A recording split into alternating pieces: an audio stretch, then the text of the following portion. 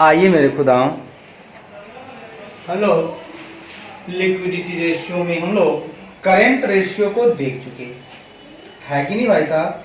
हम लोग current ratio को देख चुके हैं। अब आइए मेरे खुदाओं, हम लोग चलते हैं क्विक रेशियो की तरफ। दूसरा बी पॉइंट क्या था? Quick ratio.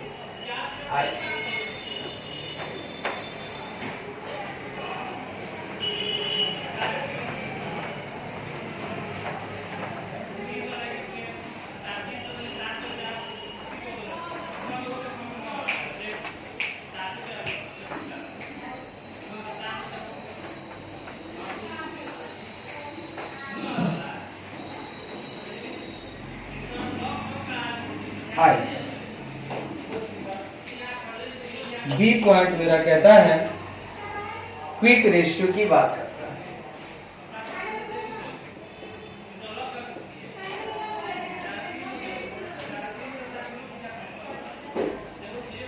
क्विक रेशियो की बात करता है। क्विक रेशियो का मतलब होता है जी त्वरित अनुपात।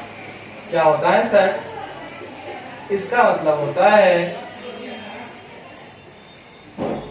त्वरित अनुपात। हाँ जी भाई साहब, अब हम लोग त्वरित अनुपात की बात करेंगे। क्या कहता है आखिर मेरा त्वरित अनुपात? आइए जी आइए, हम लोग देखते हैं त्वरित अनुपात। ठीक है जी, ठीक। कहता है the quick ratio is sometimes called the acid test ratio. त्वरित अनुपात को कभी कभी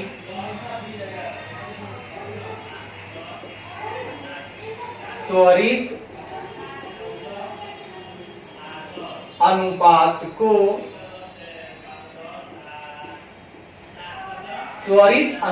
को कभी कभी अम्ल परीक्षण अनुपात, कभी कभी अम्ल परीक्षण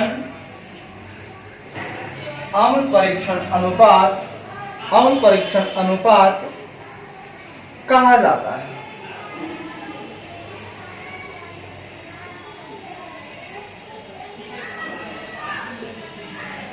और and is one of the best measures of liquidity। और यह तरलता की सर्वोत्तम उपायों और यह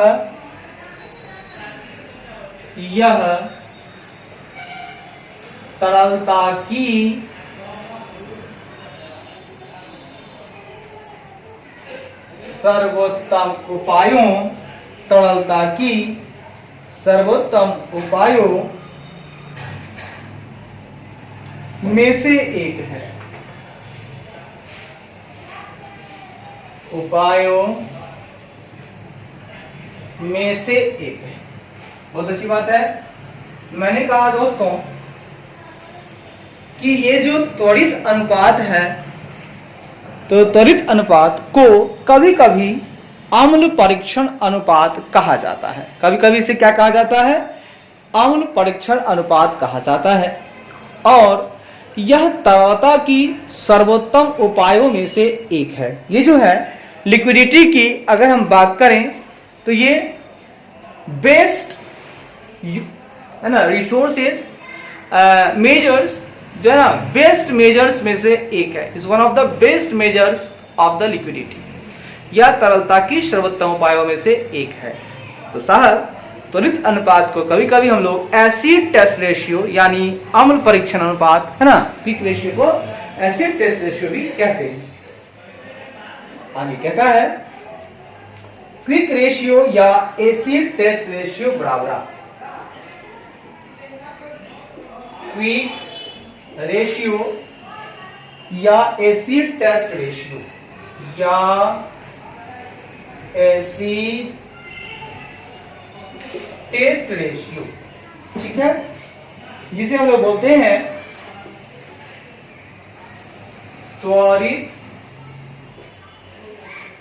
त्वरित अनुपात या अम्ल परीक्षण अनुपात या अम्ल परीक्षण अनुपात। तो बराबर क्या होता है, ये होता है क्विक एसेट बटा करेंट लायबिलिटीज। ये होता है आपका क्विक एसेट बटा करेंट लायबिलिटी, जिसको आप बोल सकते हो त्वरित संपत्ति, त्वरित संपत्ति बटा त्वरित संपत्ति बटा चालू दायित्व। ठीक है, त्वरित संपत्ति बटा चालू दायित्व की हम बात करते हैं। यह हो गया आपका क्विक रेशियो या एसिड टेस्ट रेशियो बराबर होता है क्विक एसेट बटा करेंट लायबिलिटीज। क्विक एसेट बटा करेंट लायबिलिटीज, त्वरित संपत्ति बराबर चालू दायित्व। अब मेरे दोस्तों यहां हम बात करेंगे जहां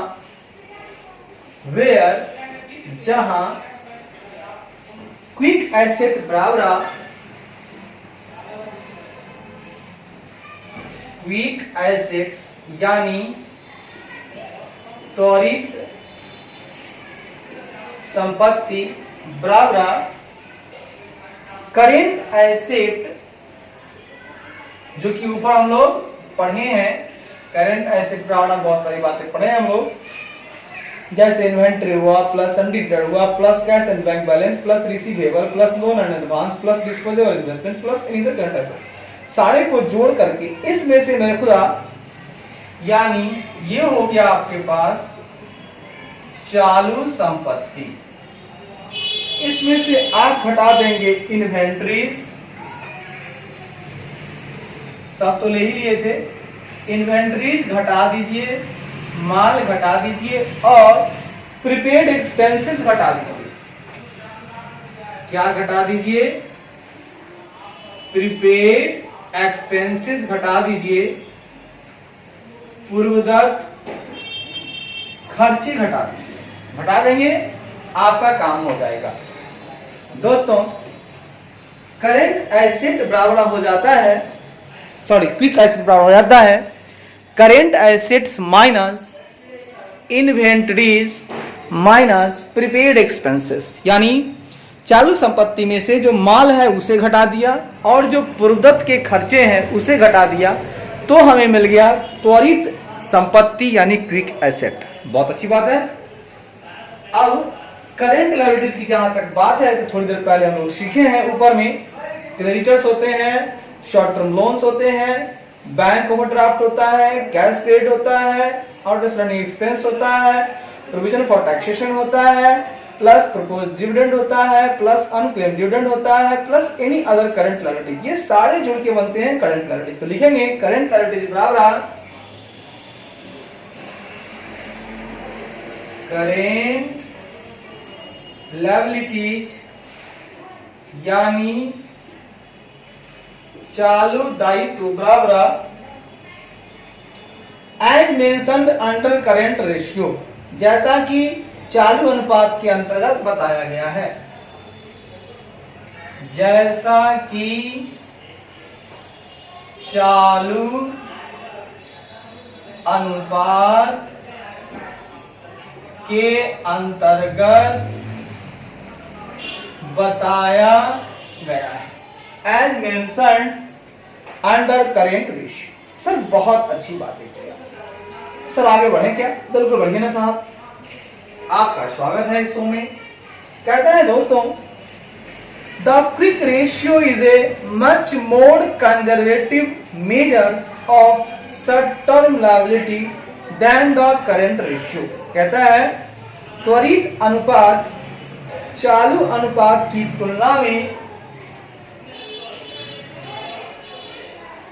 त्वरित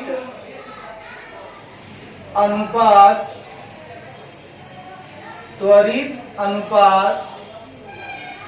चालू अनुपात त्वरित अनुपात चालू अनुपात की तुलना में त्वरित अनुपात चालू अनुपात की तुलना में त्वरित अनुपात चालू अनुपात की तुलना में शॉर्ट टर्म लिक्विडिटी अल्पकालिक तरलता का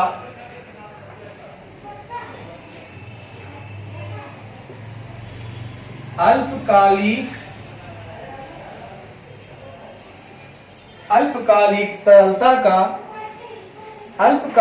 तरलता का मच मोर बहुत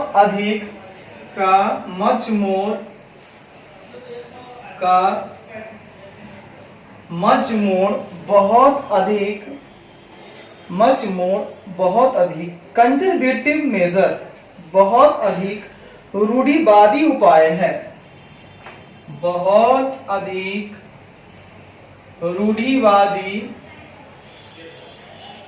है आइए सर इसको थोड़ा समझने का प्रयास करते हैं कि आखिर ये क्या कहना चाहता है। हाँ भाई साहब, मुझे आप समझाइए कि आखिर ये क्या कहना चाहता है। तो देखिए मेरे खुदाओं, मेरा कहना है the quick ratio is a much more conservative measure of short term liquidity than the current ratio. मेरे खुदा, ये जो मच मोर कंजर्वेटिव मेजर है, क्यों? क्विक रेशियो कहता है त्वरित अनुपात जो है ना, वो चालू अनुपात की तुलना में जो करंट रेशियो निकाल रहे हैं हम लोग, उसकी अगर कंपेयर करें तो उसकी तुलना में जो शॉर्ट टर्म लिक्विडिटी है, अल्पकालिक तरलता है, उसका बहुत अधिक रूढ़िवादी उपाय है। ये सब कंजर्वेटिव मेजर है ना, बहुत ही कंजर्वेटिव मेजर है, मच मोर कंजर्वेटिव मेजर है। ठीक है सर, आगे कहता है, क्या कहता है sir? It helps answer the question, यह प्रश्न का उत्तर देने में मदद करता है। यह प्रश्न का उत्तर देने में,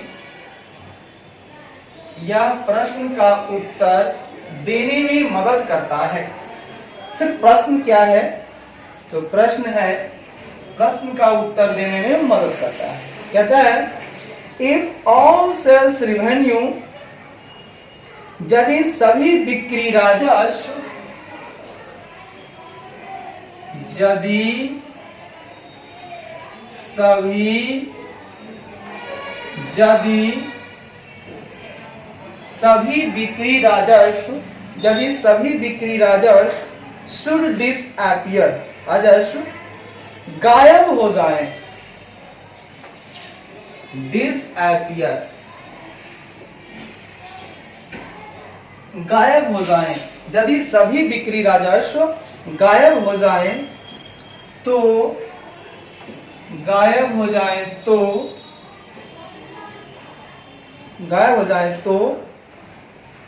could my business meet its current obligation with the readily convertible quick funds on hand?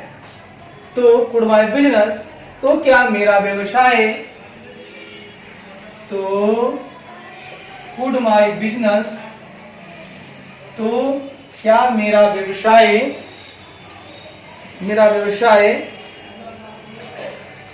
Readily convertible, आसानी से परिवर्तनीय, व्यवसाय आसानी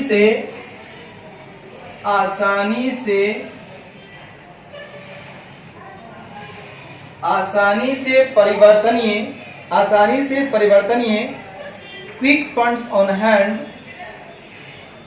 त्वरित धनराशि है ना, त्वरित धनराशि के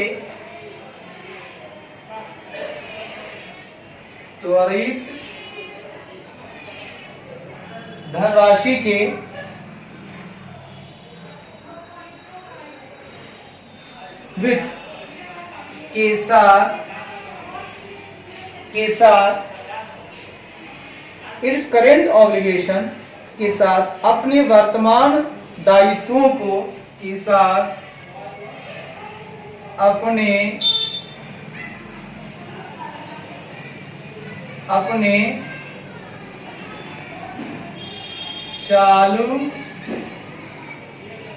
चालू दायित्वों के को पूरा कर सकता है,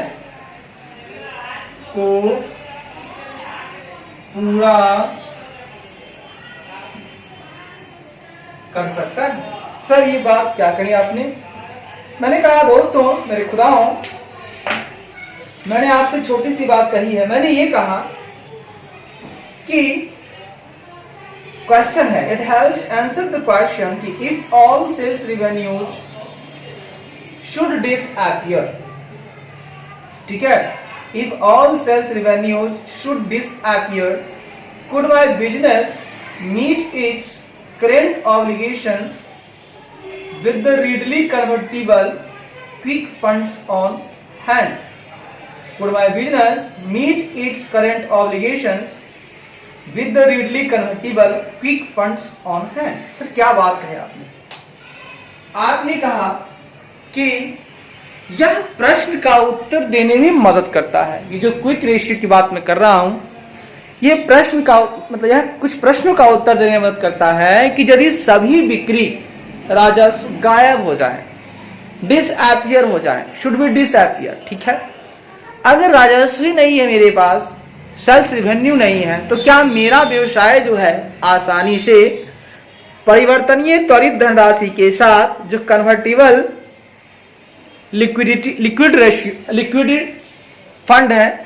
फंड ऑन हैंड है ना, आसानी से परिवर्तनीय त्वरित धनराशि के साथ अपने चालू दायित्वों को क्या वो पूरा कर सकता है? मान लीजिए कि आपको बिक्री राजस्व नहीं है, तो मैं इससे चेक करूंगा, जब मैं क्विक रेशियो निकालूंगा तो उससे मुझे पता चल जाएगा कि भैया अगर मेरे पास कोई सेल्स रेवेन्यू नहीं है तो क्या मेरा व्यवसाय जो है आसानी से रीडली जो परिवर्तनीय त्वरित धनराशि है मेरे पास उसके साथ क्या मैं अपने चालू दायित्वों को पूरा कर सकता हूं?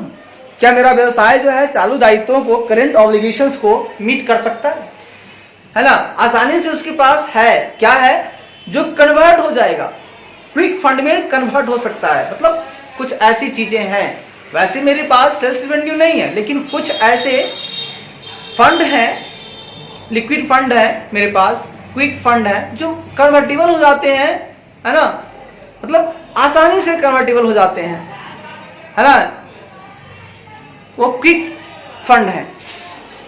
तो क्या मैं उनसे अपने करंट ऑब्लिगेशन को मीट कर सकता हूं? तो ये प्रश्न का जवाब यहां से मिल जाएगा।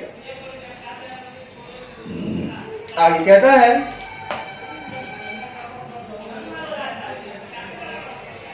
Quick assets consist of only cash and near cash assets. कहता है त्वरित परिसंपत्तियों में त्वरित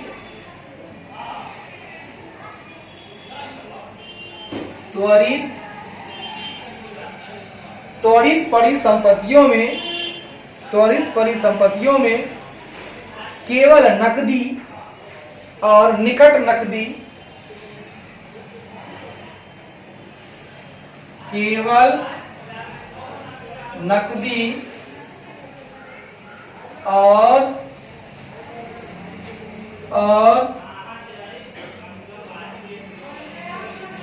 केवल नकदी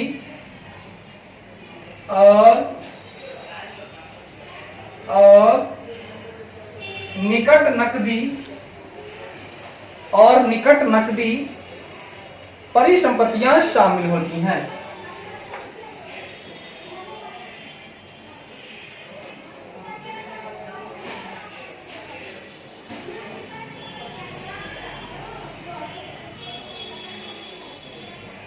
सर कहता है ये जो क्विक एसेट है, ये जो त्वरित परिसंपत्तियां हैं, उनमें केवल नकदी ओनली कैश और नियर कैश एसेट ही शामिल होती है। ठीक है, जो क्विक एसेट होता है उसमें सिर्फ कैश या तो नियर कैश एसेट जो कि तुरंत कैश हो जाएगा, तो वही चीजें, दो चीजें शामिल होती हैं।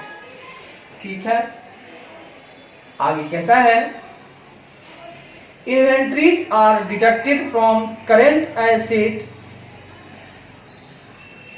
कहता है चालू संपत्तियों से माल की कटौती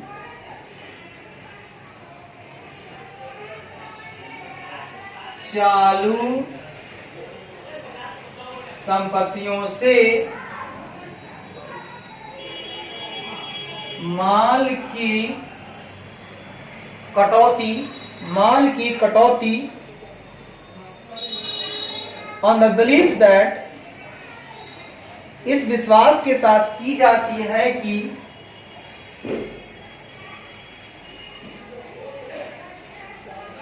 इस विश्वास के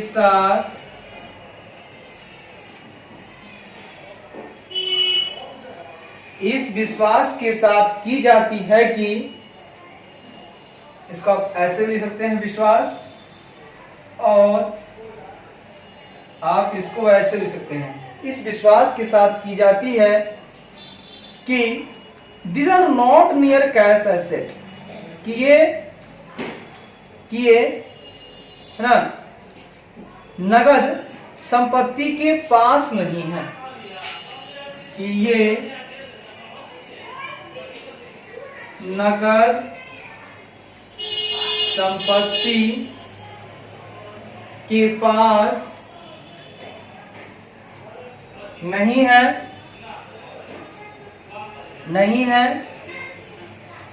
and also because in times of financial difficulty, and also because, और इसलिए भी कि वित्तीय कठिनाई के समय में, और इसलिए भी कि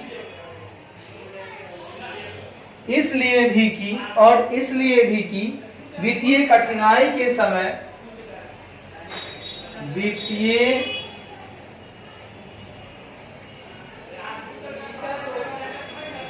वित्तीय कठिनाई के समय में, in times of financial difficulty के समय में, इन्वेंट्री में भी saleable only at liquidation value, समय में माल केवल परिसमापन मूल्य पर ही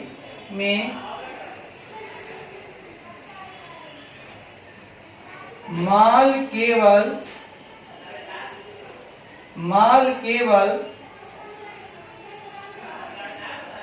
परिसमापन मूल्य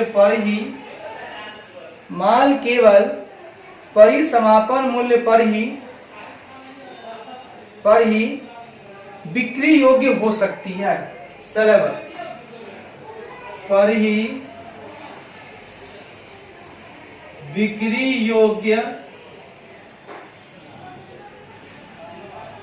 योग्य हो सकती है। सर ये क्या बात बोले आप?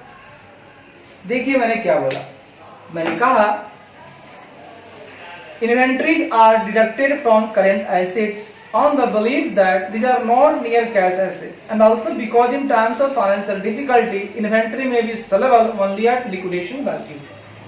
मैंने कहा दोस्तों, मेरा ये कहना है मेरे खुदाओं कि चालू संपत्ति से माल की कटौती, चालू संपत्ति से माल का डिडक्शन, इन्वेंट्री का डिडक्शन करंट एसेट से इस विश्वास के साथ की जाती है कि ये नकद संपत्ति के नियर नहीं है, के पास नहीं है ना, कि निकट नहीं है ना, क्योंकि ये कैश आपका नहीं हो जाएगा, ये कैश एसेट नहीं है। और साथ ही साथ इसलिए भी कि वित्तीय कठिनाई के समय माल केवल परिसमापन मूल्य पर ही बिक्री योग्य हो सकती है। हाँ, वो भी कब? जब फाइनेंशियल डिफिकल्टी आ भी सकता है तो माल को हम लिक्विडेशन वैल्यू पर ही बेच सकते हैं, क्योंकि लिक्विडेट कर रहे हैं, जो मिल जाए, है ना। तो यही बात है, इसीलिए हम लोग करंट एसेट्स को इन्वेंट्री से डिडक्ट कर देते हैं। तो हम लोगों ने सीखा यहां पर जो भी सीखा, और देखते हैं क्या सीखा। फिर कहता है बट इन सेलर्स मार्केट, लेकिन एक विक्रेता के बाजार में, लेकिन एक विक्रेता के, लेकिन एक विक्रेता के बाजार में inventories are also near cash assets, माल भी नकद संपत्ति के करीब होती है। माल भी नकद संपत्ति के करीब होती है। सही बात है। अगर हम बात करें, बात सुनिएगा, अगर हम बात करें मेरे खुदाओं, ये बात, अगर हम किसी विक्रेता की बात करें, कोई सेलर का मार्केट है जो माल को बेचता है, तो उसके लिए तो भैया ये तुरंत कैश होने वाली है, ये नकद संपत्ति के करीब होती है, नियर द कैश एसेट होता है। इन्वेंट्री भी क्योंकि रखा हुआ है, कस्टमर आया बिक जाएगा। तो हम लोगों ने ये सीखा, क्विक रेशियो को मैंने सीखा, कहता है त्वरित अनुपात को कभी कभी अम्ल परीक्षण अनुपात कहा जाता है और यह तरलता की सर्वोत्तम उपायों में से एक है। क्विक रेशियो या एसिड टेस्ट रेशियो, जिसे हम त्वरित अनुपात या अम्ल परीक्षण अनुपात कहते हैं, बराबर होता है क्विक एसेट बटा करेंट लायबिलिटी, जिसे हम लोग बोलते हैं त्वरित संपत्ति बटा चालू दायित्व, जहां पर क्विक एसेट यानी त्वरित संपत्ति बराबर होता है करेंट एसेट यानी चालू संपत्ति माइनस इन्वेंट्री यानी माल माइनस प्रीपेड एक्सपेंस यानी पूर्वगत खर्चे। यानी कि क्विक एसेट से जब हम लोग करेंट एसेट बराबर होता है, क्विक एसेट बराबर होता है current asset minus current asset में जब हम लोग घटा देते हैं, उसमें से घटा देते हैं इन्वेंट्री को, फिर घटा देते हैं प्रीपेड एक्सपेंस को, वो बन जाता है मेरा क्विक एसेट। और करंट लायबिलिटी जैसा कि चालू अनुपात के अंतर्गत हमने आपको बताया है, वो तो है, ये है करंट लायबिलिटी यानी चालू दायित्व। आगे कहता है अगला, त्वरित अनुपात चालू अनुपात की तुलना में अल्पकालिक तरलता का बहुत अधिक रूढ़िवादी उपाय है, कंजर्वेटिव मेजर है ना। शॉर्ट टर्म लिक्विडिटी का ये वेरी मच कंजर्वेटिव मेजर है। अगला, यह प्रश्न का उत्तर देने में मदद करता है कि यदि सभी बिक्री राजस्व गायब हो जाएं, डिसअपियर हो जाएं, तो क्या मेरा व्यवसाय आसानी से परिवर्तनीय त्वरित धनराशि के साथ अपने चालू दायित्वों को पूरा कर सकता है। यही सवाल मेरा रहेगा कि अगर मेरे पास कोई रिवेन्यू नहीं है, सेल्स रिवेन्यू नहीं है, तो जो मेरे पास कन्वर्टिबल क्विक फंड है, इन हैंड है, क्या मैं उससे अपने करंट ऑब्लिगेशन को मीट कर सकता हूं। अगला, त्वरित परिसंपत्तियों में केवल नकदी और नियर कैश एसेट और निकट नकदी परिसंपत्तियां ही शामिल होती हैं। मतलब क्विक एसेट में ओनली कैश और नियर कैश एसेट ही शामिल होती है। अगला, चालू संपत्तियों से माल की कटौती इस विश्वास, करंट एसेट से है ना, इन्वेंट्री की डिडक्शन इस विश्वास के साथ की जाती है कि ये नकद संपत्ति के नियर नहीं है, और इसलिए भी कि वित्तीय कठिनाई के समय माल जो है केवल परिसमापन मूल्य पर ही बिक्री योग्य हो सकती है। अगला, लेकिन एक विक्रेता के बाजार में माल भी नकद संपत्ति के करीब ही होता है। इस बात को आप नोट कर लेंगे। सर बहुत अच्छी बात की आपने, बहुत मजेदार बात की। अब सर इसी में थोड़ा इंटरप्रिटेशन करते हैं, थोड़ा हम लोग आगे बढ़ते हैं।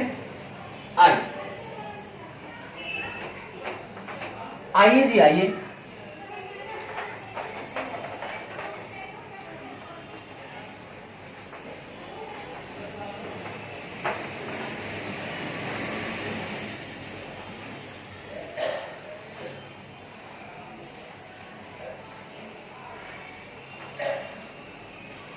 अगली बात है, कहता है इंटरप्रिटेशन। हाँ जी भाई साहब, अब हम लोग करेंगे व्याख्या। इंटरप्रिटेशन, ठीक है, इंटरप्रिटेशन मतलब व्याख्या। कहता है एन एसिड टेस्ट ऑफ 1:1, 1:1 का अम्ल परीक्षण, 1:1 का 1:1 का अम्ल परीक्षण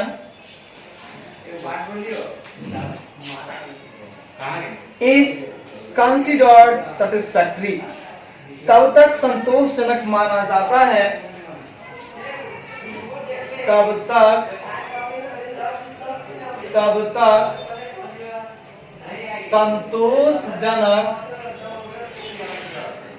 तक संतोषजनक माना जाता है,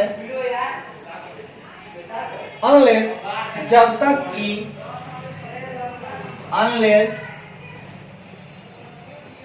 जब तक कि मेजॉरिटी ऑफ क्विक एसिड्स की अधिकांश त्वरित संपत्ति की अधिकांश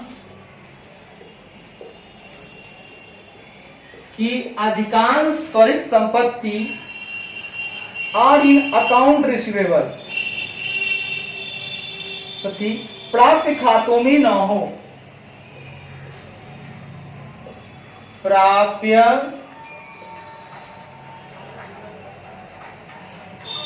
खातों में न हो, ठीक है, खातों में न हो। And the pattern of account receivable, और the pattern of account receivable collection, और प्राप्य खातों के संग्रह का और प्राप्य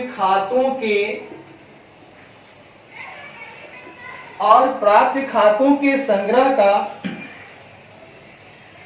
पैटर्न, तरीका,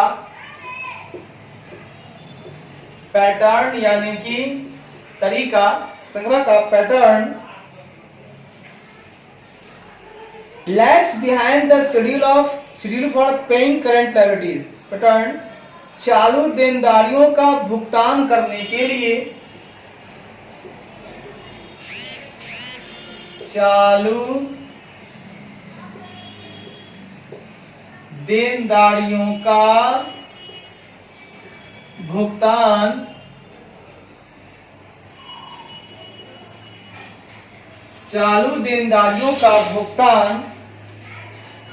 करने के लिए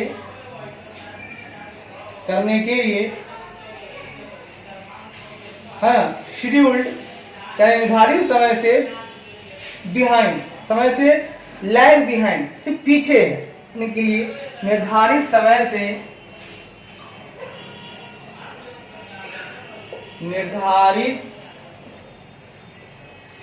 से पीछे है, लैग है उसमें। मैंने कहा दोस्तों पीछे हो कर देखिए,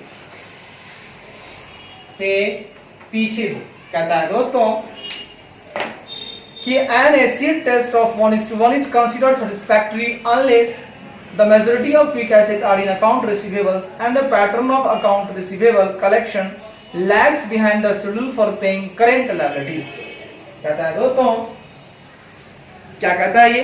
तो कहता है 1:1 का जो अम्ल परीक्षण है वो तब तक संतोषजनक माना जाता है जब तक कि अधिकांश त्वरित संपत्ति प्राप्य खातों में ना हो, यानी कि अकाउंट रिसीवेबल के रूप में आपका मेजॉरिटी ऑफ क्विक एसेट नहीं होना चाहिए, है ना, अकाउंट रिसीवेबल में। साथ ही साथ वो जो प्राप्य खातों का संग्रह का जो पैटर्न है वो चालू देनदारियों का भुगतान करने के लिए निर्धारित समय से पीछे हो। मान लीजिए वो पीछे हैं, तब तक हम लोग उसे संतोषजनक मानेंगे, ठीक है। अगर प्राप्त खातों में नहीं होना चाहिए और उनका जो संग्रह होना चाहिए वो चालू देनदारियों की जो भुगतान करने के लिए जो शेड्यूल बना हुआ है उसमें लैग नहीं होना चाहिए, उसके पीछे नहीं होना चाहिए। मतलब अगर पीछे नहीं है, ठीक है, अगर लैग नहीं है, लैग है, इसका मतलब वो संतोषजनक है। पीछे है, उसमें लैग है, अगर पीछे, अगर उसका हमको संग्रह नहीं हो पा रहा है तब तक ठीक है, और प्राप्त खातों में नहीं है तो ठीक है, ठीक है। उनका संग्रह जो है ना, जो करेंट लायबिलिटीज को हमको पे करना है उसके लिए जो शेड्यूल है उसके पीछे है। भैया जो बात है समझ लीजिए, समझने का काम है आपका। तो ये बातें हो गई आपकी। आइए हम लोग देख लीजिए इसको। जी हाँ, अब दोस्तों हम लोग आगे बढ़ते हैं और देखते हैं क्या देखते हैं सर। आइए क्या देखते हैं। मेरे खुदाओं,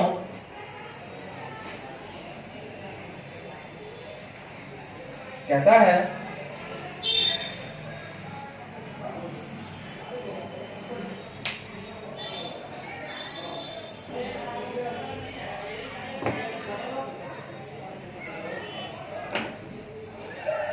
लोग देखेंगे सी पॉइंट को, वो है आपका, तो बी खत्म हो गया, बी खत्म हो गया तो मिटा दीजिए, लीजिए मिटा दिया। अब आइए, सी है आपका कैश रेशियो, सी है आपका कैश रेशियो या एब्सोल्यूट लिक्विडिटी रेशियो या एब्सोल्यूट लिक्विडिटी रेशियो, मतलब एब्सोल्यूट लिक्विडिटी रेशियो मतलब नकद अनुपात, नकद अनुपात, या इसे बोल सकते हैं आप पूर्ण तरलता, एब्सोल्यूट लिक्विडिटी पूर्ण तरलता अनुपात, पूर्ण तरलता अनुपात। सर अब हम लोग पढ़ने वाले हैं कैश रेशियो या एब्सोल्यूट लिक्विडिटी रेशियो, जिसे हम लोग कहेंगे नकद अनुपात या पूर्ण तरलता अनुपात। जी ठीक है भाई साहब, कहता है, क्या कहता है साहब? कहता है the cash ratio measures the absolute liquidity of the business. कहता है नकद अनुपात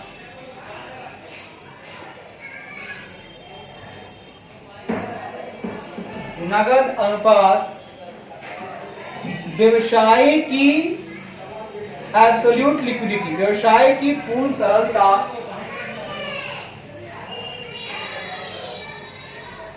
व्यवसाय की पूर्ण तरलता को मापती है।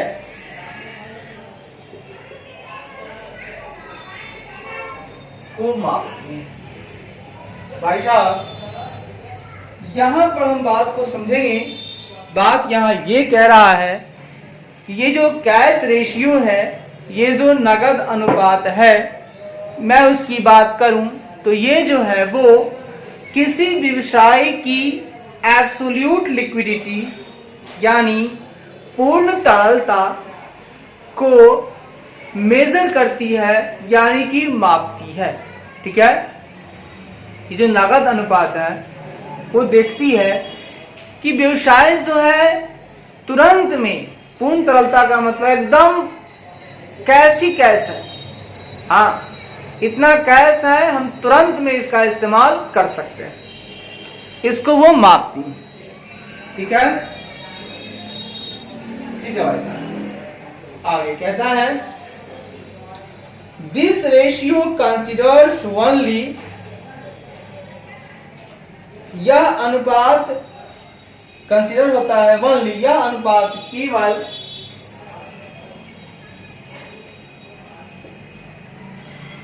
यह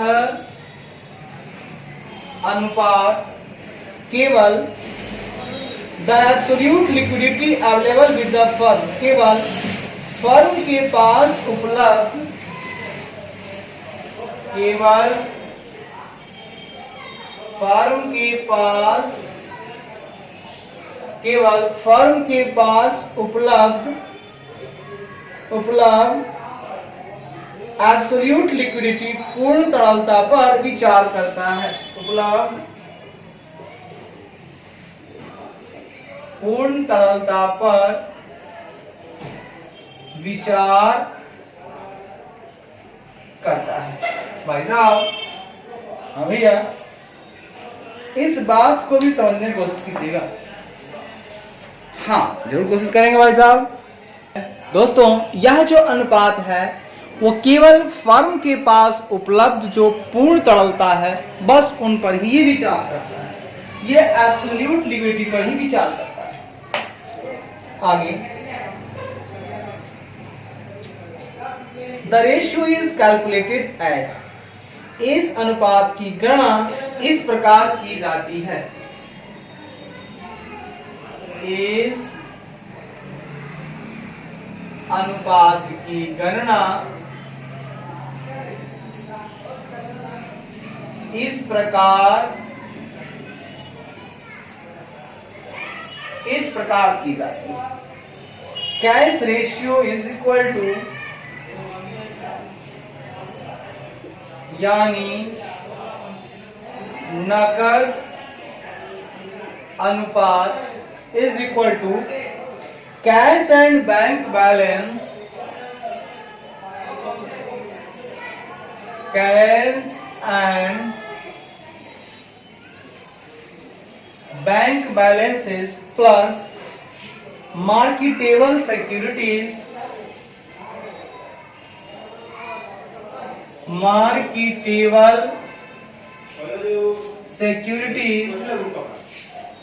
कैश एंड बैंक बैलेंस का मतलब नकदी और बैंक शेष,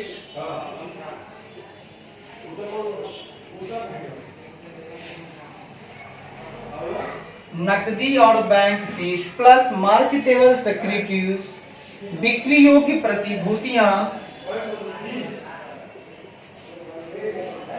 बिक्री योग्य प्रतिभूतियां, ठीक है। Cash and bank balances plus marketable securities बटा करेंट लायबिलिटीज। देखिए बटा में सब में आता है करेंट लायबिलिटीज ही, यानी चालू दायित्व। सर बहुत अच्छी बात की आपने, मजा आ गया भाई साहब। सर क्या कहा आपने, इसको और करके भी लिख सकते हैं या करके भी बताते हैं। तो मैंने कहा दोस्तों कैश रेशियो बराबर होता है cash and bank balances plus marketable securities बटा करेंट लायबिलिटीज। कैश रेशियो बराबर cash and bank balances plus marketable securities बटा करेंट लायबिलिटीज।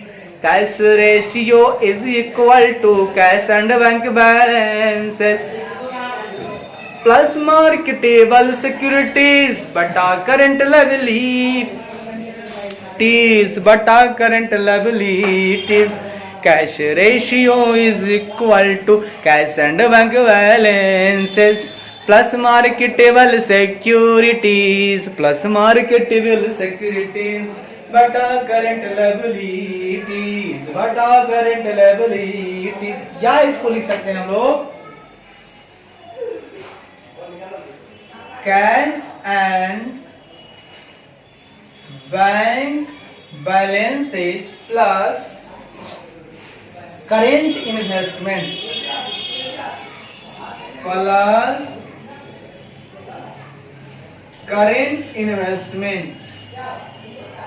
चालू निवेश, ठीक है, बटा करेंट लायबिलिटीज बटा करेंट लायबिलिटीज। दोस्तों कैश रेशियो निकालते वक्त हम लोग ये भी कर सकते हैं cash and bank balance plus जो मार्केटेबल सिक्योरिटीज है वो भी कर सकते हैं, या प्लस करेंट इन्वेस्टमेंट भी बोल सकते हैं, और बटा करेंट लायबिलिटीज तो होगा ही। इस तरह से हम लोग कैश रेशियो को भी ऐसे ही निकाल सकते हैं। आगे बातें करते हैं दोस्त, हम लोग इंटरप्रिटेशन करेंगे, हम लोग व्याख्या करेंगे। यस सर, व्याख्या कीजिएगा। कहता है द एब्सोल्यूट लिक्विडिटी रेशियो, पूर्ण तरलता अनुपात, पूर्ण तरलता अनुपात ओनली, यानी केवल test short term liquidity in terms of cash and marketable securities बटा करेंट या करेंट इन्वेस्टमेंट। वाह, कहता है पूर्ण तरलता केवल नकदी और विपणन योग्य, केवल नकदी और केवल नकदी और विपणन योग्य मार्केटेबल विपणन योग्य प्रतिभूतियों विपणन योग्य प्रतिभूतियों या करंट इन्वेस्टमेंट चालू निवेशों या चालू निवेशों के टर्म में के संदर्भ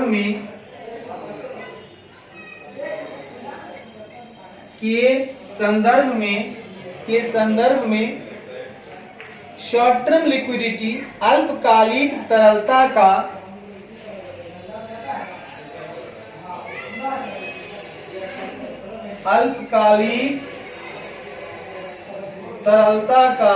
टेस्ट यानी परीक्षण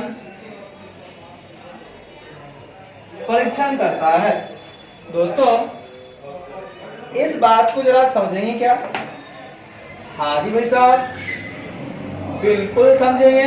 और क्यों नहीं समझेंगे? मैंने कहा मेरे खुदाओं, मेरे मित्रों, मेरे दोस्तों, मैंने कहा कि पूर्ण तरलता अनुपात जो है वो केवल नकदी और विपणन योग्य प्रतिभूतियों या बिक्री योग्य प्रतिभूतियों या बोले तो चालू निवेशों के संदर्भ में अल्पकालिक तरलता का परीक्षण करता है कि मेरी जो शॉर्ट टर्म लिक्विडिटी है, हाँ, इसके टर्म में क्या मैं दे सकता हूं, ये भुगतान योग्य है, भुगतान कर पाएगा पूरा। इसका परीक्षण हम लोग करते हैं कि जो नकदी मेरे पास है, जो मेरे पास मार्केटेबल सिक्योरिटीज है या जो मेरे पास करंट इन्वेस्टमेंट है, ये लोग जो है वो हमारी शॉर्ट टर्म लिक्विडिटी को पूरा कर पाएंगे। हम इसी का परीक्षण करते हैं कैश रेशियो से। हाँ, यानी कि ये है मेरा पूर्ण तरलता अनुपात। तो मैंने इसमें क्या सीखा? मैंने सीखा कि पहली बात, नगद अनुपात व्यवसाय की पूर्ण तरलता को मापती है। दूसरी बात, यह अनुपात केवल फर्म के पास उपलब्ध पूर्ण तरलता पर विचार करता है। अगला, इस अनुपात की गणना इस प्रकार की जाती है: कैश रेशियो बराबर cash and bank balances plus marketable securities बटा करंट लायबिलिटीज, या cash and bank balances plus current investments बटा करंट लायबिलिटीज। व्याख्या में पढ़े हम लोग कि पूर्ण तरलता अनुपात केवल नकदी और विपणन योग्य प्रतिभूतियों या चालू निवेशों के संदर्भ में अल्पकालिक तरलता का परीक्षण करता है। बच गया? बहुत बढ़िया। अब हमारे पास आ रहा है हस्तक्षेप डी पॉइंट। दोस्तों सी पॉइंट हम लोगों ने देख लिया है। अब आइए हम लोग चलते हैं डी पॉइंट की तरफ। आइए जी, आइए हम लोग देखते हैं डी पॉइंट।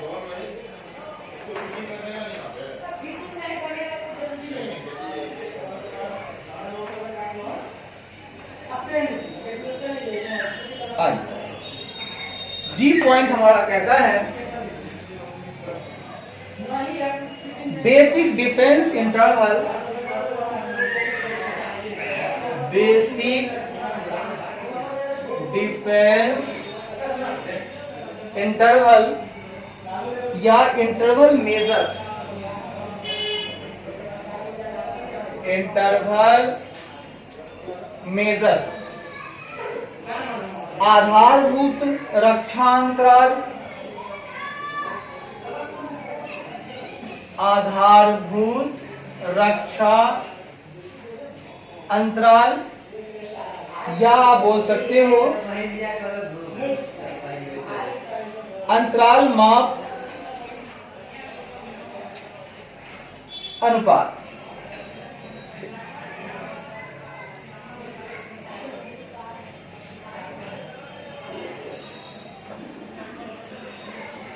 अंतराल माप अनुपात। देखिए इसमें क्या बातें हो रही हैं। कहता है बेसिक डिफेंस इंटरवल बराबर बेसिक डिफेंस इंटरवल मतलब बुनियादी रक्षा अंतराल, बुनियादी अगर हमें रक्षा अंतराल मतलब कि जो डिफेंस का काम करेगी, मतलब किस समय डिफेंस बनेगा, मतलब मेरा तरीका एक तो है कि पेमेंट हम पूरा कर देंगे, लेकिन ये डिफेंस का काम करेगा, पूरा तो नहीं कर पाएंगे, इतना जरूर कर पाएंगे जिससे कि मेरी जो समाप्त होने की स्थिति है, मेरी जो स्थिति कंडीशन है कि मैं बैड बन जाऊं, वो बैड नहीं बन पाता। तो मेरा डिफेंस पोजीशन यहाँ पर आ जाएगा कि मैं पूरा तो नहीं, लेकिन इतना इतना पेमेंट मैं कर सकता हूं कि मेरा अस्तित्व बचा रहे मार्केट में। तो उसे कहते हैं बेसिक डिफेंस इंटरवल। तो कहता है कैसे निकलेगा, ये निकलेगा दोस्तों, cash and bank balances, cash and bank balances, नकदी और बैंक शेष plus new net receivables plus net receivables, शुद्ध प्राप्य, शुद्ध प्राप्य प्लस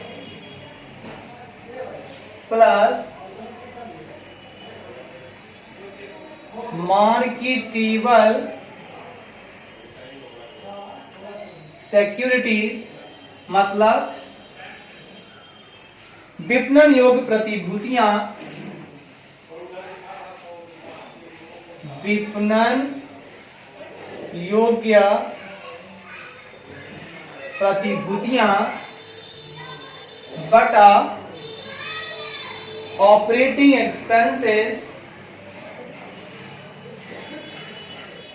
ऑपरेटिंग एक्सपेंसेस परिचालन खर्च, परिचालन खर्चें भागा नंबर ऑफ डेज, दिनों की संख्या, भागा नंबर ऑफ डेज से 365 नहीं 360 से 360, मतलब दिनों की संख्या मान लीजिए 360, दिनों की संख्या मान लीजिए 360। सर ये इसको पहले समझाइए। ओके, चिंता मत कीजिए, समझाते हैं।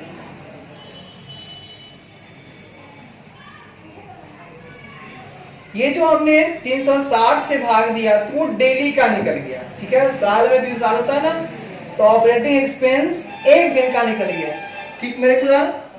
मैंने कहा मेरे मित्रों, मैंने ये कहा कि बेसिक डिफेंस इंटरवल जो होता है वो होता है आपको बड़ा बड़ा cash and bank balances, cash and bank balances plus net receivables, cash and bank balances plus net receivables, cash and bank balances plus net receivables, ठीक है। Cash and bank balances plus net receivables plus marketable securities बटा operating expenses भागा number of days से आप कह सकते हैं 360। मान लीजिए कि 360 है। दोस्तों इस बात को समझें, समझने का प्रयास करें।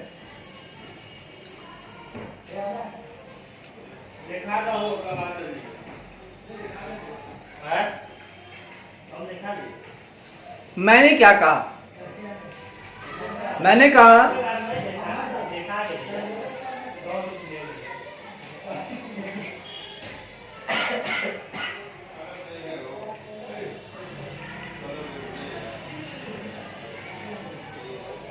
मैंने कहा बेसिक डिफरेंस इंटरवल की मैं बात कर रहा हूं, तो बेसिक डिफरेंस इंटरवल की बात मैं करूं तो कहता है कैश एंड बैंक बैलेंसेस जो आपके पास है वो देख लीजिए, फिर जो नेट रिसीवेबल है जो शुद्ध प्राप्य है उसको देख लीजिए, जो मार्केटेबल सिक्योरिटीज है जो तुरंत बिकने योग्य है उसको जोड़ लीजिए। ये सारे के सारे डिफरेंस का काम करेंगे और भागा दे दीजिए आप ऑपरेटिंग एक्सपेंस जो है भागा नंबर ऑफ डे, मतलब पर डे जो ऑपरेटिंग एक्सपेंस है उससे भाग कर दीजिए। ये आपका बेसिक डिफरेंस इंटरवल आ जाएगा। ठीक है जी, ठीक है। या इसको हम कर सकते हैं ऐसे भी, या करेंट एसेट माइनस, या करेंट एसेट चालू संपत्ति minus prepaid expenses, prepaid expenses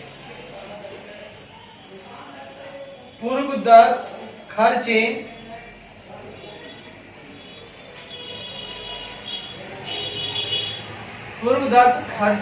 घटा दीजिए, माइनस इन्वेंट्रीज माल, माइनस इन्वेंट्रीज माल, और बटा में कर दीजिए आप daily operating expenses, daily operating expenses, दैनिक परिचालन व्यय, दैनिक परिचालन व्यय। दोस्तों आप या तो cash and bank balances plus marketable security plus net receivables बटा कर दीजिए ऑपरेटिंग एक्सपेंसेस भागा नंबर ऑफ डेज, या आप करेंट एसेट्स में से प्रीपेड एक्सपेंस और इन्वेंट्री दो चीजों को घटा दें, उसको वहां वैसे लिख लो। अदरवाइज आप करेंट एसेट्स में से प्रीपेड एक्सपेंस घटा दीजिए और इन्वेंट्री घटा दीजिए। ठीक है, और आप भागा दे दीजिए डेली ऑपरेटिंग एक्सपेंस से, यानी दैनिक परिचालन व्यय से। तो इस तरह से भी आपका बेसिक डिफरेंस इंटरवल निकलकर बाहर आ जाएगा। उसके बाद हम बात करें दोस्तों, तो आप कहेंगे सर डेली ऑपरेटिंग एक्सपेंस कैसे निकालें? आइए डेली ऑपरेटिंग एक्सपेंस निकालना बताते हैं आपको हम। डेली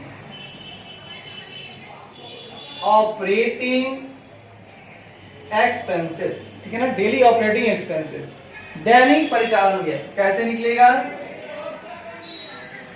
दैनिक परिचालन व्यय कैसे निकलेगा? देखिए ये निकलेगा आपको cost of goods sold, cost of goods sold, यानी बेचे गए माल की लागत, बेचे गए माल की लागत cost of goods sold plus selling administration, selling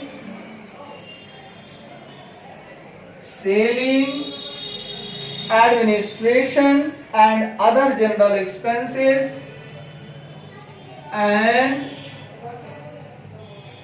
other general expenses, selling, administration and other general expenses minus depreciation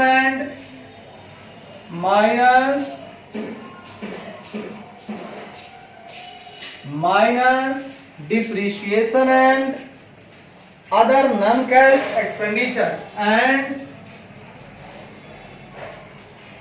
other non-cash expenditure। ठीक है, कहता है बेचे गए माल की लागत प्लस सेलिंग, बिक्री, प्रशासन, इसको आप बोल सकते हैं बिक्री, प्रशासन और अन्य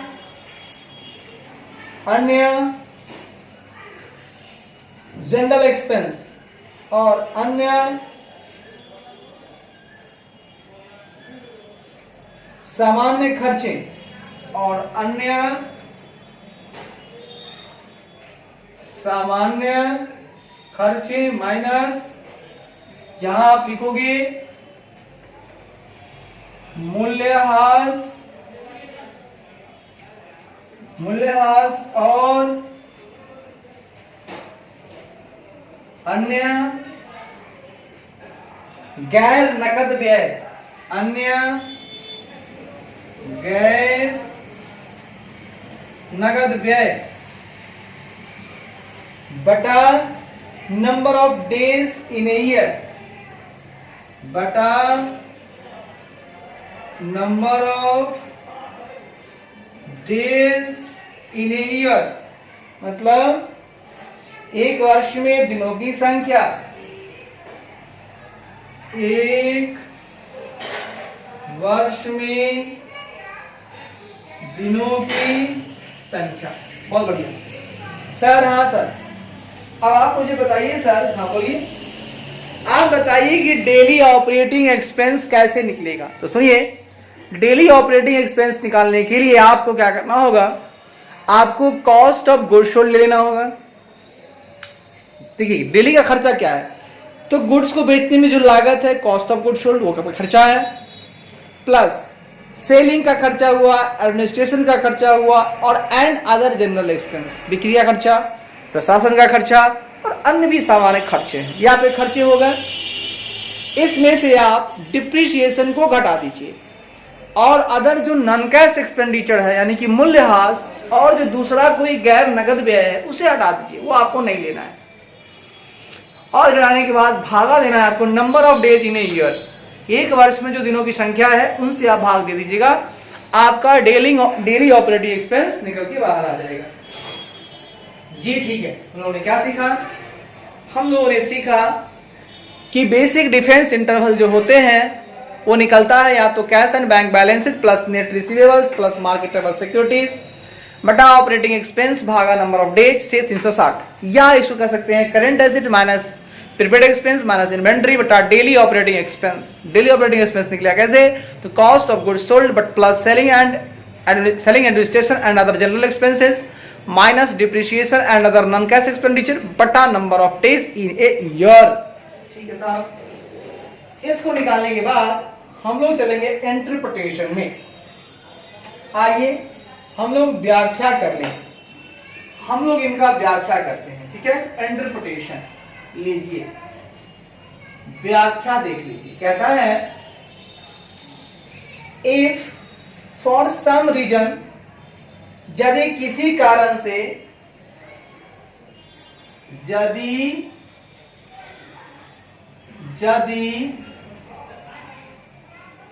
यदि किसी कारण से all the companies revenue, company के सभी राजस्व,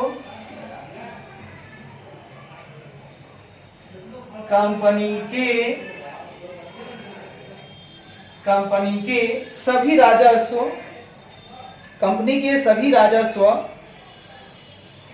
वेर सडनली सीज, अचानक बंद हो जाते हैं, तो अचानक बंद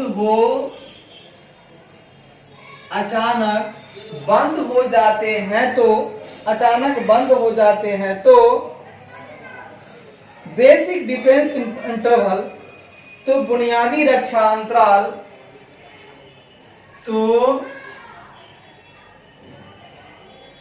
बुनियादी रक्षा अंतराल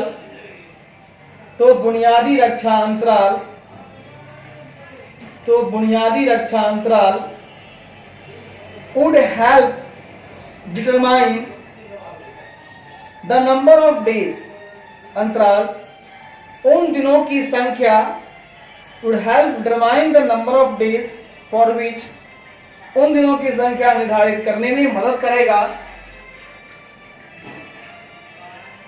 उन दिनों की संख्या निर्धारित करने में मदद करेगा,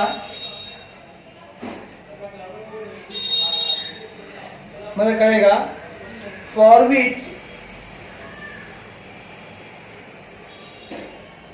विच जिनके लिए the company can cover its cash expenses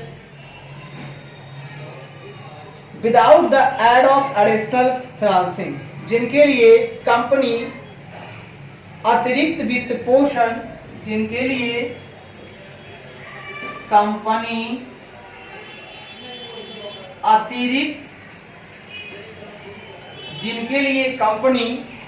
additional financing, अतिरिक्त वित्त पोषण की एड, विदाउट द एड की सहायता के बिना, वित्त पोषण की सहायता के बिना इट्स कैश एक्सपेंसेस, अपने नगद खर्चों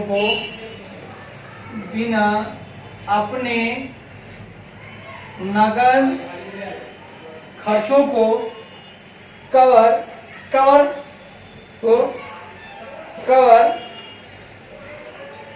कर सकती है,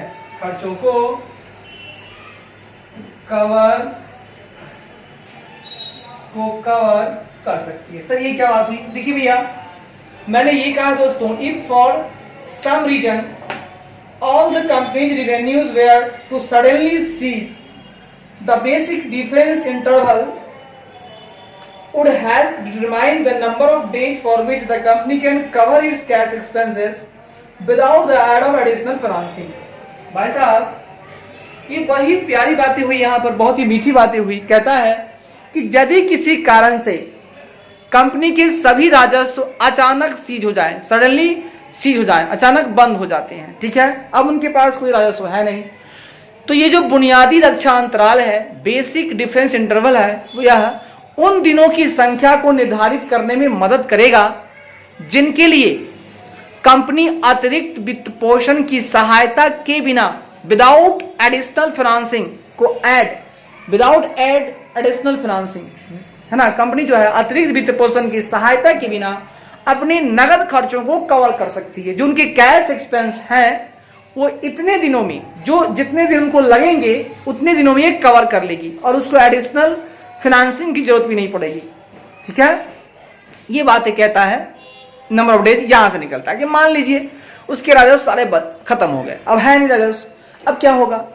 तो वही कहता है ये रक्षा अंतराल है, ये एक संख्या का बताता है, दिनों की संख्या को, भैया इतने दिनों की संख्या में, है ना, ये जो है बिना फाइनेंसिंग को लिए हुए, एडिशनल फाइनेंसिंग को, वो अपने जितने भी कैश एक्सपेंस है उसको कवर कर लेगी, वो पूरा कर लेगी, ठीक है। इस तरह से हम लोगों ने बेसिक डिफरेंस इंटरवल को देख लिया।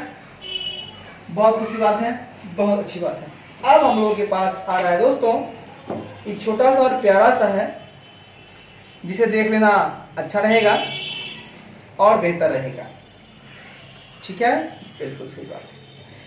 ये अब आ रहा है हमारे पास हंसता गाता नेट वर्किंग कैपिटल। सर ये बहुत अच्छा पॉइंट है, बहुत उम्दा पॉइंट है, आइए इसे भी देख लेते हैं हम लोग, आइए देख लेते हैं।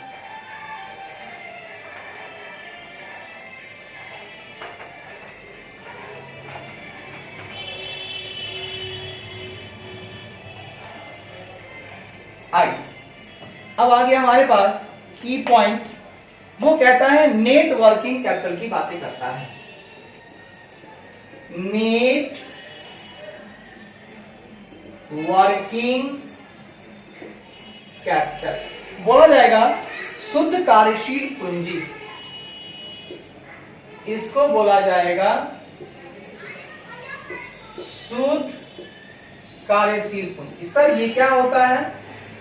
तो देखिए भैया, ये होता है आपका net working capital is more a measure of cash flow than ratio. Sir एक मिनट, पढ़ना है तो मुस्कुरा के पढ़ना है, टेंशन में नहीं पढ़ना, ठीक है। आइए दोस्तों बात करते हैं। कहता है net working capital is more a measure of cash flow than a ratio. कहता है शुद्ध कार्यशील पूंजी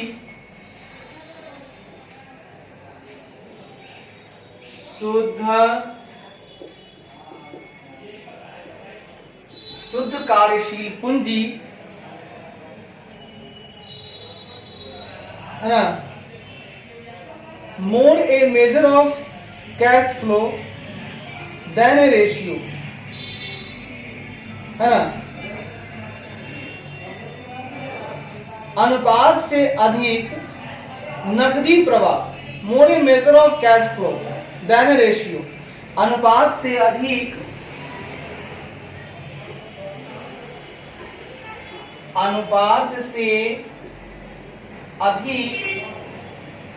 है ना, मोर देन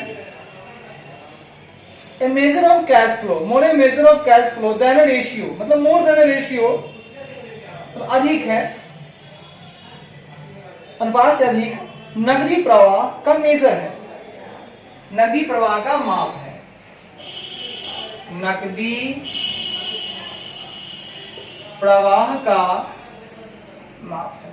भाई साहब कहता है ये जो शुद्ध कार्यशील पूंजी है वो अनुपात से अधिक, ये कह रहा है अनुपात से अधिक वो नकदी प्रवाह का माप है। अगर हम नेटवर्किंग कैपिटल निकालते हैं तो ये हमें कैश फ्लो का मेजर बताता है, ना कि रेशियो का। हाँ, रेशियो का मोड लेता नहीं, रेशियो से अधिक ये कैश फ्लो को मेजर करता है। ठीक है, ये नकदी प्रवाह को मापता है दोस्तों। आगे कहता है the result of this calculation, इस गणना का परिणाम,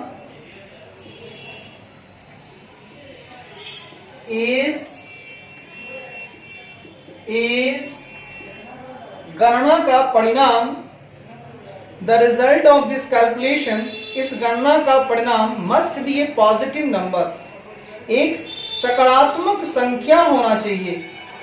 परिणाम एक सकारात्मक संख्या होना चाहिए। सर, अगर हम लोग नेट वर्किंग कैपिटल निकालते हैं तो जब भी हम इसका रिजल्ट देखते हैं और कैलकुलेशन करते हैं तो हमें एक पॉजिटिव नंबर होना चाहिए, मतलब माइनस में नहीं आना चाहिए। अगर हम इसको निकालें, कैलकुलेशन करें, कैसे करेंगे बताएंगे आपको, तो नंबर मेरे को पॉजिटिव चाहिए, ये must be positive number, negative में नहीं आना चाहिए, माइनस में नहीं जवाब आना चाहिए इसका। ठीक है, आगे कहता है हाउएवर,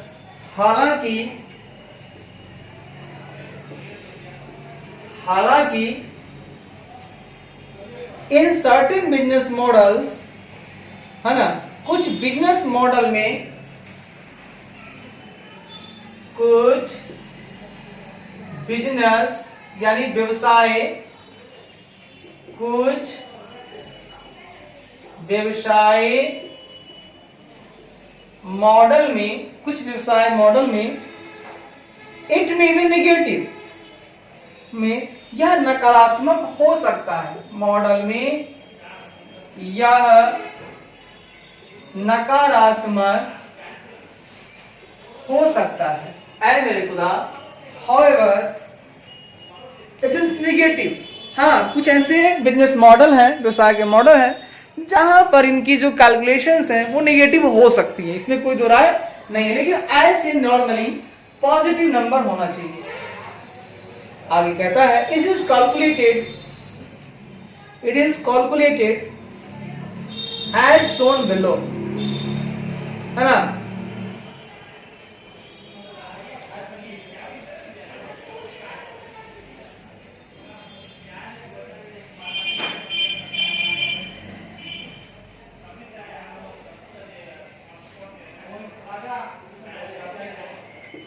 इसकी गणना नीचे बताए गए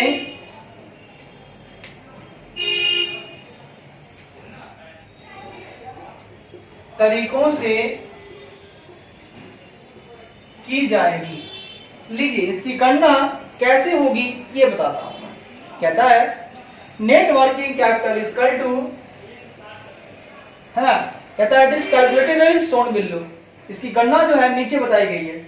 net working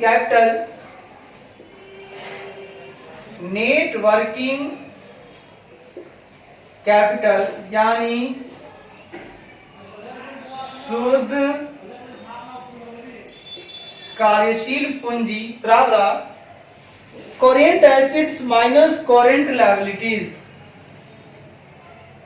current assets minus current liabilities यानी चालू संपत्ति माइनस चालू दायित्व, चालू संपत्ति माइनस चालू दायित्व। इसमें से कहता है excluding short term bank borrowings, excluding short term borrowings. इसमें से हम लोग घटा देंगे करंट लायबिलिटीज में से, क्या घटा देंगे, शॉर्ट टर्म बोरोइंग्स, मतलब अल्पावधि बैंक उधारों को छोड़कर, अल्पावधि बैंक उधारों को छोड़कर। सर बहुत अच्छी बात बोली आपने कहा दोस्तों net working capital is equal to current assets minus current liabilities, लेकिन लायबिलिटी में से एक्सक्लूडिंग करना है आपको शॉर्ट टर्म बोरोइंग्स को, अल्पावधि बैंक उधार को छोड़कर आपको बाकी करंट लायबिलिटीज लेनी है और उसे करंट एसेट में से घटा देना है, पॉजिटिव नंबर आएगा, वो हो जाएगा आपका नेट वर्किंग कैपिटल। बहुत अच्छी बातें हैं। आगे कहता है इंटरप्रिटेशन, अब हम लोग व्याख्या करते हैं इसकी। कहता है मेरे खुदाओं, bankers look at net working capital over time to determine company's ability to weather financial crisis। ठीक है, कहता है किसी कंपनी की वित्तीय संकटों से, किसी कंपनी की वित्तीय संकटों से निपटने की क्षमता से, कहता है दोस्तों कि किसी कंपनी की वित्तीय संकटों से निपटने की जो क्षमता है मेरे प्यारे भाइयों, किसी कंपनी की जो वित्तीय संकटों से निपटने की क्षमता है, उस क्षमता को निर्धारित करने के लिए कि जो बैंकर है वो समय के साथ शुद्ध कार्यशील पूंजी को देखते हैं, ओवर ए टाइम नेट वर्किंग कैपिटल को लुक करते हैं। जब आपका कंपनी जो है फाइनेंशियल क्राइसिस में जाता है और उससे डील करना हो, मुझे एबिलिटी टू डील, निपटना हो, तो निपटने के लिए क्षमता को निर्धारित करने के लिए, पीएम को निपटना है उससे, तो निर्धारित करने के लिए कि क्षमता क्या है उसको निर्धारित करने के लिए बैंकर जो है समय के साथ ओवर टाइम शुद्ध कार्यशील पूंजी को देखते हैं। अगर पॉजिटिव है तो भैया वो वित्तीय संकट से कंपनी निकल देगा, उसकी एबिलिटी ठीक है। तो आगे बढ़िए, कहता है ये तो हो गया कि bankers look at net working capital over time to determine a company's ability to weather financial crisis. अगर कहता है loans are often tied to minimum working capital requirement, ऋण are often ऋण